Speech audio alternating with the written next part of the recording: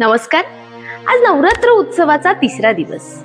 आज आपण जाणून घेणार आहोत ते म्हणजे सांस्कृतिक ऐक्याचे मूर्तिमंत प्रतीक, घटना समितीच्या सदस्य, कुशल, मुत्सद्दी व कार्यक्षम प्रशासक अशी ख्याती असलेल्या, संयोजन कार्यात निपुण, व्यासंगी व दांडगी अभ्यासू म्हणून परिचित असणाऱ्या सुचेता कृपलानी यांच्याविषयी.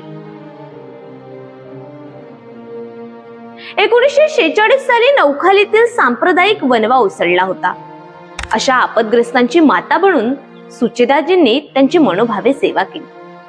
1952 साली निवडणुकीच्या रिंगणात उतरून कृषक मजदूर प्रजा पक्ष या नवीन पक्षाची स्थापना केली.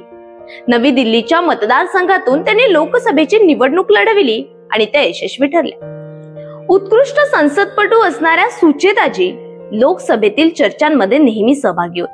त्यामुळे त्या उत्तर प्रदेशच्या राजकारणात ओढल्या गेल्या. भारतातील सर्वात मोठ्या राज्याच्या मुख्यमंत्री म्हणून त्यांनी ही जबाबदारी अतिशय चोखपणे पार पाडली.